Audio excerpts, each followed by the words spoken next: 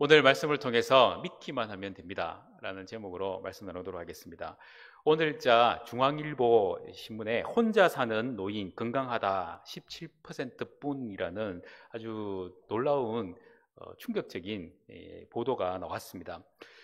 우리 통계청에서요, 조사를 작년 기준으로 조사를 해보니까 혼자 사는 고령자 절반 이상이 자기의 건강이 별로 안 좋다라는 생각을 하고 있고요. 17%만 건강하다고 생각하는데요. 그 중에서 65세가 넘으신 이 고령자 가구 중에 35.1%가 혼자 계시는 분들입니다. 이 혼자 계시는 분들이 우리 지금 166만 1000 가구가 되고요. 이게 2037년 되면은 2배가 된다고 합니다. 어마어마한 숫자가 되죠. 그때는 아마 인구도 줄 텐데 고령 인구가 늘어나고 혼자 사는 사람은 2배로 는다는 거죠. 여기에 더 안타까운 것은 이 여자들이 좀 더 오래 산다고 보통 평균 나이가 정해지는데 여성분들이 건강이 더 안 좋다라는 그런 고백을 했다는 겁니다. 이 말은 고생을 많이 했다는 거겠죠. 우리가 살아가면서 좀 건강하게 오래 살고 싶은 욕구가 있지만 실제로 우리의 삶은 그렇게 녹록지 않습니다. 젊을 때 누가 건강을 잃고 싶겠어요? 하지만 나이가 들어감에 따라서 그 건강을 책임질 수 없는 그런 나이가 되고요. 또 건강을 잃어버리는 그런 상황이 올 때 옆에서 나와 함께 해줄 수 있는 사람이 없다는 게 너무나 슬픈 이야기입니다. 그래서 우리는 좀 더 힘을 가지려고 애를 쓰죠. 건강에 힘이 없다면 돈이라도 있어가지고 나를 보살펴 줄 수 있는 사람이 있기를 바라고요. 또 학식이 좀 좋아가지고 투자를 잘해서 뭔가를 얻기를 원합니다. 하지만 그 어떤 것도 우리의 생명을 연장시키는 데는 다 한계가 있다는 사실이에요. 영국의 심리학자 J.A. 하드필드라는 분이 이 악력계, 이게 손으로 이렇게 하는 거 있죠. 악력계를 가지고 테스트를 했는데요. 거기에 나는 틀렸어 하는 그 생각을 계속 주입했던 사람들은 힘을 30% 정도밖에 발휘를 못했다고 해요. 그런데 잘 할 수 있다는 이야기를 계속 주입을 하고 나서 이 테스트를 해보니까 500%의 파워를 가지게 되었다고 합니다. 그러니까 우리가 생각한 5배 이상의 힘을 보내버리는 거죠. 그러니까 우리가 어떤 마음의 결단, 그리고 마음이 좀 긍정적으로 나아가면 우리의 삶도 뭔가 좀 달라질 수 있다는 것을 말했어요. 이게 정신적인 효과겠죠. 이런 정신적인 효과보다 더 강력한 것이 있는데요. 그 힘이 뭐냐 하면 바로 믿음의 힘, 바로 영적인 힘이다라는 사실입니다. 영적인 힘이 왜 중요하냐? 영적인 힘은 내가 만들어내는 게 아니라 위로부터 오는 겁니다. 그 위에 계신 하나님으로부터 오고요. 하나님과 연결되어 있는 게 이 믿음의 힘이기 때문에 우리는 하나님으로부터 오는 힘만 제대로 가지게 되면 남다른 파워를 가지게 되는 거예요. 힘을 가지게 되는 거예요. 그 힘은 하나님이 주시는 힘이다라는 사실입니다. 그래서 그게 기력으로 나타날 수도 있고 아니면 재력으로 나타날 수도 있고 아니면 관계의 힘으로 나타날 수도 있어요. 하지만 그 어떤 것과도 상관없이 하나님 단독으로 역사하실 수도 있습니다. 어떻게 나올지는 모르지만 분명한 것은 믿음의 힘이 제일 중요하다는 겁니다. 믿습니까? 그 믿음의 힘을 오늘 좀 발견하는 시간이 되었으면 좋겠어요. 요한일서 5장 4절에는 분명히 선을 긋고 있죠. 무릇 하나님께로부터 난 자마다 세상을 이기느니라. 세상을 이기는 것은 하나님으로부터 난 사람이고요. 세상을 이기는 승리는 오직 하나인데요. 그게 바로 믿음이다라고 말합니다. 우리의 믿음이 우리를 세상에서부터 이기게 한다는 거예요. 세상을 이기고 싶다면 사람 찾아가지 말고 어떤 지혜를 찾아가는 것보다 하나님을 믿는 믿음을 더 찾아가는 게 더 중요하다. 이게 성경 말씀이라는 겁니다. 우리가 읽은 이 성경 말씀에 사람을 살리는 놀라운 기적의 역사가 일어나죠. 이 기적뿐만 아니라 두 사람이 더 살아나죠. 한 사람은 누굽니까? 누가복음 7장에 나오는 이 나인성 가부의 아들이 살아나고요. 또 요한복음 11장에 등장하는 죽은 나사로가 살아나는 놀라운 기적들이 성경에 펼쳐집니다. 오늘 나오는 이 야이로의 딸이 살아나는 것, 이것으로 통해서도 우리가 알 수 있는 것은 사람이 살아나는 것, 이것은 어느 누구도 행할 수 없는 놀라운 기적인데, 이 기적으로 말미암아 예수님이 하나님의 아들인 것을 사람들이 인식하게 되는 아주 놀라운 계기가 된다는 거고요. 더 나아가서 예수님이 죽은 자 가운데서 다시 살아나심으로 하나님의 아들임을 완벽하게 증거하는 역사를 이루었다는 사실입니다. 살아난다는 것, 이것만큼 대단한 일은 세상에 없다는 거예요. 그러니까 이 놀라운 일에 어떤 놀라운 포인트가 등장하느냐, 바로 믿음이 등장한다는 겁니다. 내가 믿느냐 믿지 않느냐, 그것이 사느냐 죽느냐를 판가름한다는 거예요. 그러니까 이 믿는다는 게 얼마나 중요한 거겠습니까? 야이로라는 사람은 회당장이라고 설명을 하죠. 회당장이라고 생각하면 지금으로 우리가 쉽게 표현하면 동장으로 생각하면 쉬워요. 유대인들에게는 회당이라는 건 우리로 치면 교회 같은 곳이 마을마다 있는데요, 그곳을 지키고 그 건물을 또 관리하고 또 모든 예배를 주관하는 사람이 회당장입니다. 사회적 권위도 있고 권세도 있고 그리고 명망도 있는 사람이에요. 그런 사람이 회당장인데, 이 회당장이 갑작스럽게 딸이 있는데요, 12살 먹은 아이가 죽게 되었어요. 누가복음에는 무남동녀라고 이야기를 합니다. 그러니까 얼마나 귀한 딸이겠어요. 근데 이 아이가 죽을 병에 걸려서 더 이상 그 병에서부터 헤어날 수 없는 상황에 온 거예요. 이제 이 회당장은 많은 의원을 찾았겠죠. 그런데 그 의원들이 다 소용이 없었습니다. 그때에 유일하게 들려오는 소식이 하나 있었어요. 나인성 과부의 아들을 살렸다는 그 이야기를 아마 들은 것 같아요. 야, 내 딸도 살릴 수 있겠구나. 죽어가는 이 인생이 살아날 수만 있다면 내가 뭐든지 할 것 같은데, 아마 그 생각이 있었던 것 같습니다. 그래서 예수님을 만나기로 결정하는 거죠. 우리가 믿음이 시작되는 그 환경들을 보면 그 대부분의 믿음은 항상 한계에 다다를 때 믿음이 생기는 것 같습니다. 건강을 한번 잃어본 사람들이 믿음이 생기고요, 사업을 쫄딱 한번 망해본 사람들이 믿음이 생겨요. 관계의 문제로 마음이 아주 심란한 그런 상황에 오면 믿음이 생기는 거예요. 이것과 비슷한 믿음이 생기는 사람 한 예가 구약성경에 등장하죠. 열왕기 하에 보면 나아만 장군이 등장을 합니다. 이 나아만 장군은 이스라엘 백성이 아니에요. 아람 군대를 다스리고 이끌어가는 아주 큰 2인자라고 하죠. 그 정도의 강력한 파워를 가지고 있는 장군이었어요. 그가 종으로 있던 이스라엘 소녀한테 아주 용하디 용한 의원 같은 선지자가 있다. 그 선지자한테 한번 가가지고 기도를 받으면 나을 수 있을 거야 라는 그 소문을 듣게 됩니다. 그런데요, 그 소문을 들어서 마음이 움직였던 이유가 뭐냐 하면 그 당시에 불치병이라고 하는 나병이 걸린 거예요. 이 나만 장군에게 나병은 세상 사람들로부터 지탄을 받는 병이었어요.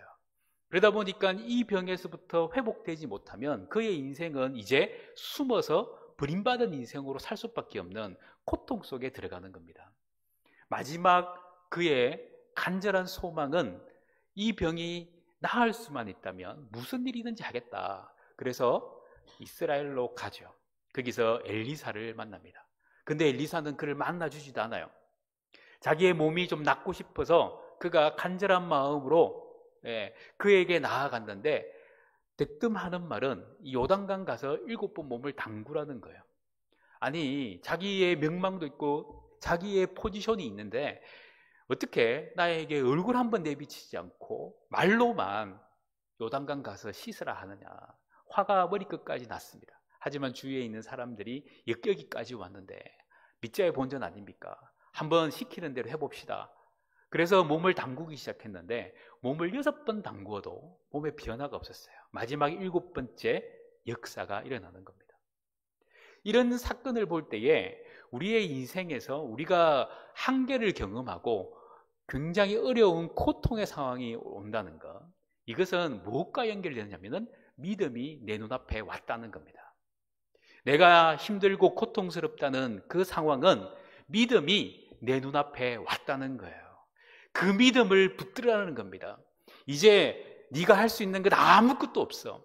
네가 할 수 있는 것은 오직 믿음을 주시는 하나님만 붙들어야 돼. 이게 바로 하나님의 방법이라는 거예요. 그래서 오늘 등장하는 이 야이로라는 회당장도 더 이상 피할 길이 없고요, 더 이상 그가 할 수 있는 방법이 없는 거예요. 그래서 그는 예수님을 만나기로 결단을 했다는 사실입니다. 오늘 말씀 22절에 보면은 회당장 중에 하나인 야이로라 하는 이가 와서 예수를 보고 발 아래 엎드려. 우리가 한번 생각해 볼 때 누군가의 발 아래 엎드린다는 것은 경배를 의미하는데요, 아니면은 그 사람이 굉장히 높은 고위 관직일 경우에 발 아래 엎드릴 수 있습니다. 그런데 예수님은 아직까지 세상 사람들에게 회자는 되고 있지만 그런 권력과 권세가 있는 사람이 아니고 그냥 30살 청년입니다. 그리고 그 동네가 나사렛이라는 촌구석에서 목수일을 하고 온 사람일 뿐이에요. 그런데 그 앞에 머리를 조아리고 엎드릴 수 있다는 것, 그것도 사회적 지위가 있는 회당장이 그 앞에 엎드릴 수 있다는 것, 이것은 회당장의 마음이 지금 굉장히 갈급하다는 걸 의미하고요, 나는 무엇이든지 할 수 있다라는 굉장히 낮은 자세를 의미하고 있습니다. 오늘 우리가 힘들고 고난이 올 때 과연 나는 무엇을 할 수 있느냐 생각해 볼 때, 내가 할 수 있는 것, 하나님이 원하시는 걸 한번 생각해 보면 내가 잘할 수 있는 것을 하는 것보다 하나님이 원하시는 것을 해야 된다는 거예요. 그게 뭡니까? 하나님 앞에 무릎을 꿇고 엎드리는 겁니다. 내가 가지고 있는 백그라운드가 중요한 게 아니고, 내가 가지고 있는 능력이 중요한 게 아니에요. 내가 가지고 있는 많은 재산과 재물이 중요한 게 아닙니다. 내가 하나님 앞에 나아갈 때 응답받기 위해서라면 나는 무조건 머리를 조아릴 때, 우리의 말로 하면 겸손할 때 하나님의 역사는 일어난다는 사실이에요. 중병에 걸려서 사업이 쫄딱 망해서 관계가 완전히 깨어진다고 그냥 넋놓고 있지 마시고, 그때 내 머리를 조아리고 무릎을 꿇을 수 있는 하나님께 나가야 한다는 사실입니다.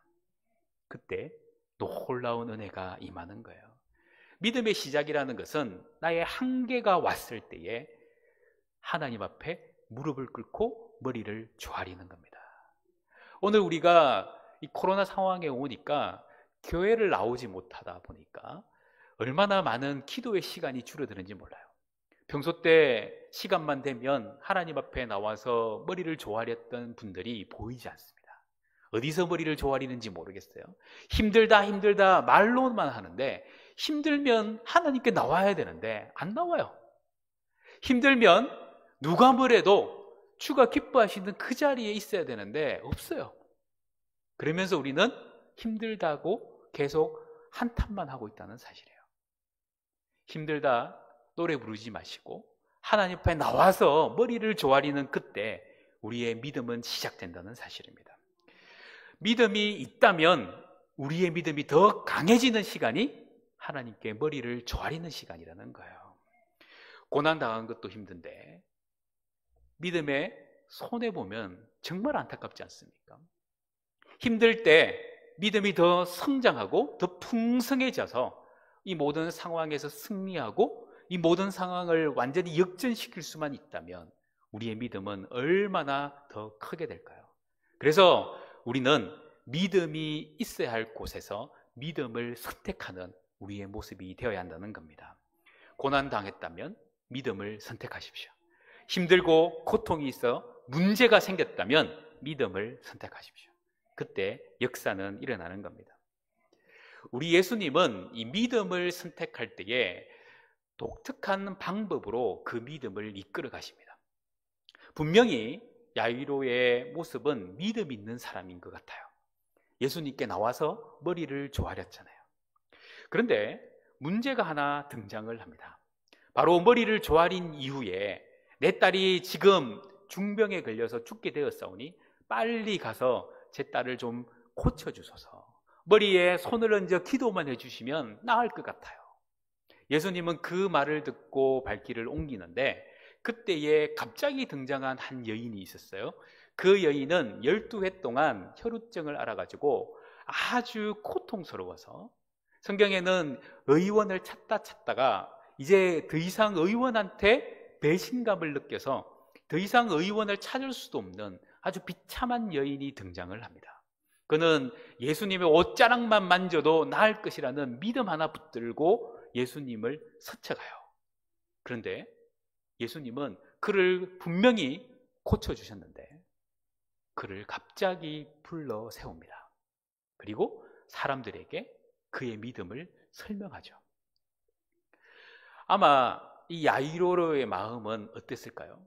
이 여인도 나았으니까 빨리 아이고 잘했다 하고 그냥 돌려보내고 그냥 길을 가면 되는데 이제 이 여인과 대화를 나누시는 그 예수님 앞에 아마 야이로의 마음은 촌음이 아까울 거예요. 1초 1초 지나가는 그 순간순간마다 가슴에 심장 소리가 어마어마하게 크게 들렸을지 몰라요. 야, 지금 이러다가 내 딸이, 이 무남동녀 딸이 죽는 게 아닐까. 지금까지 이 아이를 잘 살려보려고 내가 그렇게 애를 썼는데 이 아이가 목숨을 잃으면 어떻게 될까? 좀 예수님 빨리 가주셨으면 좋겠는데요 하는 그 마음이 들지 않았을까요? 그런데 성경에는 그런 표현이 등장하지 않아요. 그런데 안타까운 일이 벌어지죠. 35절 말씀인데요. 아직 예수께서 말씀하실 때에 회당장의 집에서 사람들이 와서 회당장에게 이르되 당신의 딸이 죽었나이다. 어찌하여 선생을 더 괴롭게 하나이까? 회당장의 집에서 사람이 와가지고 전해주는 소식은 아주 불운한 소식이었습니다. 이제 더 이상 그 아이를 살릴 방법이 없다는 거예요. 죽었다는 거죠. 예수님을 괴롭게 하지 말고 예수님과 올 필요도 없다. 이제 자포자기의 메시지를 전달해 줍니다. 아마 회당장의 마음에는 어마어마한 절망감이 왔을 거예요. 야, 이게 끝이로구나. 예수님께 마지막 희망을 걸었는데 그에게 더 이상 희망이 없구나. 아마 이 생각이 있지 않았겠어요. 그런데 우리가 이런 생각을 했는데 과연 회당장의 마음에도 그 생각이 들었을까라는 겁니다. 우리의 삶에 하나님의 방법 중에 이 믿음을 키우는 방법 중에 하나가 뭐냐 하면 좌절을 겪게 하는 겁니다. 하나님은 항상 우리의 믿음이 승승장구하는 것을 기뻐하세요. 그런데 우리의 한계가 있어요. 우리는요, 한번 성하면 그 다음에 성하기가 쉽지 않습니다. 한번 은혜를 경험하고 나면 그 다음에 다시 은혜 경험하는 게 쉽지 않아요. 매너리즘에 빠져버립니다. 그래서 하나님의 은혜보다는 내 생각에 사로잡혀서 더 이상 하나님을 생각하지 않는 게 일반적이에요. 우리 하나님은 우리의 습성을 너무나 잘 알고 계세요. 내 신앙이 여기서 멈추는 것을 원하지 않기 때문에 더 성장하고 더 커지기를 원하기 때문에 하나님은 우리에게 좌절의 쓴맛을 맛보게 하시는 겁니다. 기도를 하는데 응답이 없게 하시고요, 기다림에 내가 정한 시한을 넘기게 하십니다. 나는 열심히 기도하는데 하나님은 그 기한을 원하지 않으세요. 하나님의 때가 될 때까지 기다리시는 거예요. 이것은 고통입니다. 그런데 그 기다림을 기다릴 때에 놀라운 은혜가 임하는 거예요. 지금까지 경험하지 못했던, 아마 지금까지 내가 가지고 있던 신앙의 크기보다, 믿음의 크기보다 더 큰 놀라운 은혜를 허락해 주신다는 겁니다. 갈라디아서 6장 9절에 사도 바울이 이렇게 고백을 합니다. 우리가 선을 행하되 낙심하지 말지니 포기하지 아니하면 때가 이름에 거두리라. 포기하지 않는 믿음 가져야 거둘 수 있다는 거예요. 시편 기자도 시편 126편 5절과 6절에 눈물을 흘리며 씨를 뿌리는 자는 기쁨으로 거두리로다. 울며 씨를 뿌리는 나가는 자는 반드시 기쁨으로 그 곡식단을 가지고 돌아오리로다. 울면서 씨를 뿌린다는 것은 그만큼 고통스럽다는 거죠. 고통의 시간이 지나야 거둘 수 있는데 우리는 고통의 시간 없이 거두기를 원하다 보니까 신앙이 자꾸만 자빠지는 그 상황에서 하나님과 더 멀어지는 안타까움이 일어난다는 겁니다. 응답 없을 때 낙심이 아니라 더 강구하고 더 붙들어야 되는 것, 이게 바로 예수님이 원하셨던 방법이라는 거예요. 36절 말씀에 보면 이렇게 성경이 말씀합니다. 예수께서 그 하는 말을 곁에서 들으시고 회당장에게 이르시되 두려워하지 말고 믿기만 하라 하시고, 회당장의 집에서 온 사람이 더 이상 희망 없습니다. 아이가 죽었어요. 예수님을 더 괴롭히지 마세요. 끝났습니다. 이제 집으로 가시죠. 이렇게 말을 하면서 장례를 치를 준비를 하라는 메시지를 남겼지만 이상한 표현이 등장을 해요. 그게 뭐냐면 예수님이 그가 하는 말을 들으시는데 곁에서 들으셨다고 말합니다. 이 곁에서 들으셨다는 말이 우리 표현에는 곁에서 들었으니까 헐깃 들었다 이런 표현으로 들리는데요, 본질은 뭐냐 하면 무시했다는 겁니다. 그래서 쉬운 성경에서는 이렇게 표현해요. 그러나 예수님께서는 이 말을 무시하시고 회당장에게 두려워 말고 믿기만 하여라 하고 말씀하셨습니다. 무시했다는 겁니다. 이 표현이 굉장히 은혜가 되더라고요. 여러분들, 예수님도요, 믿음이 아닌 말은 어떻게 합니까? 무시하십니다. 그런데 우리는 왜 좌절하고 낙심하느냐 보면 믿음 아닌 말에 귀가 너무 솔깃한 거예요. 분명히 믿음의 말에 귀가 솔깃해야 되는데 믿음을 무너뜨리는 말에는 우리의 귀는 정말 팔랑깁니다. 활짝 열려 있어요. 오늘부터 우리는 예수님의 관점을 가지셔야 돼요. 흘러버려야 되는 거죠. 무시할 수 있어야 됩니다. 믿음이 아닌 말들에 대해서는 과감하게 무시할 수 있을 때 그때의 역사가 일어나는 거예요. 예수님은 그 말을 무시하시고 하시는 말씀이 됐든 뭡니까? 두려워하지 말고 믿기만 하라. 분명 죽었다는 이야기는 엄청난 좌절과 두려움을 갖게 하는 메시지입니다. 하지만 그것이 아니라 두려워하지 말고 믿기만 하라. 믿을 때에 역사는 일어나는 거예요. 그러면 무엇을 무시해야 됩니까? 환경과 상황을 무시하는 거예요. 아니, 목사님, 환경과 상황 속에 사는 우리가 그걸 어떻게 무시할 수 있습니까? 그게 주님의 방법이라는 거죠.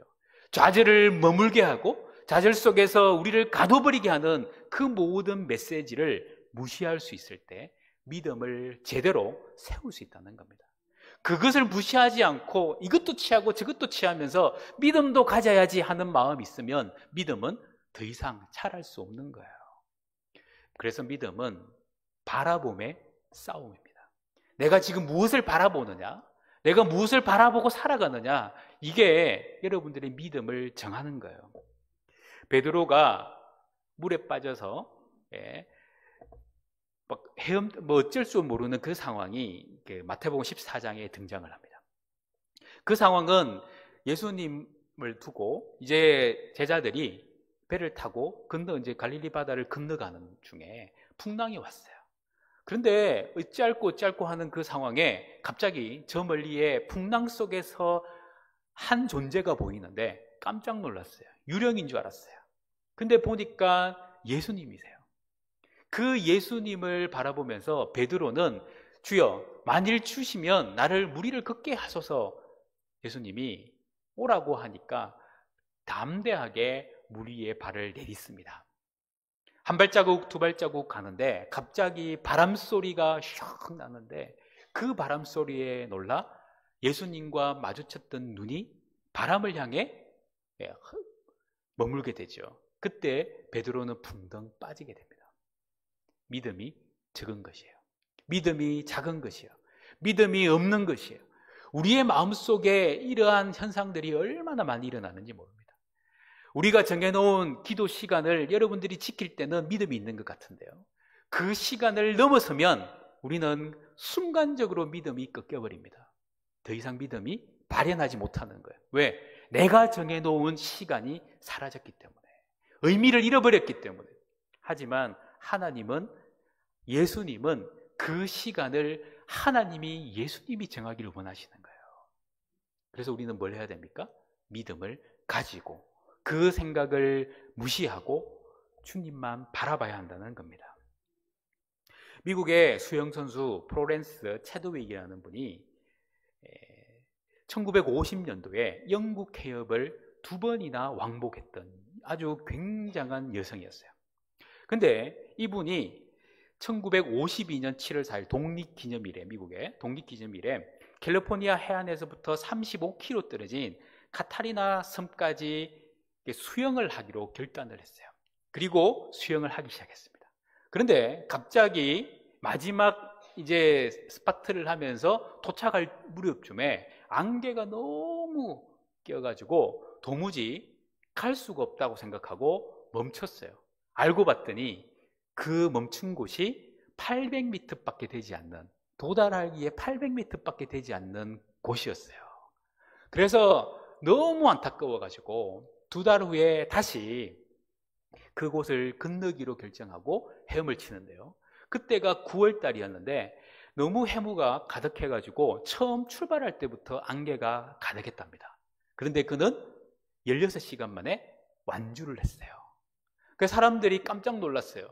지난번에는 마지막 해무가 있을 때에, 안개가 있을 때에 멈췄는데 처음부터 안개가 있었는데 어떻게 갈 수 있었냐, 그렇게 물어보니까 그때 그가 했던 말이 뭐냐면, 이번에는 내가 가야 할 목표 지점을 마음속으로 계속 보고 있었기 때문에 갈 수 있었다고 말했답니다. 여기에서 우리가 세상 사람들과 신앙을 같은 라인에서 본다면, 여러분들도 저도 뭔가를 제대로만 바라보고 나아간다면, 어떤 상황이 와도 그 목표가 확실하기만 하면 그 목표는 이룰 수 있다는 거예요. 그 목표가 뭘까요?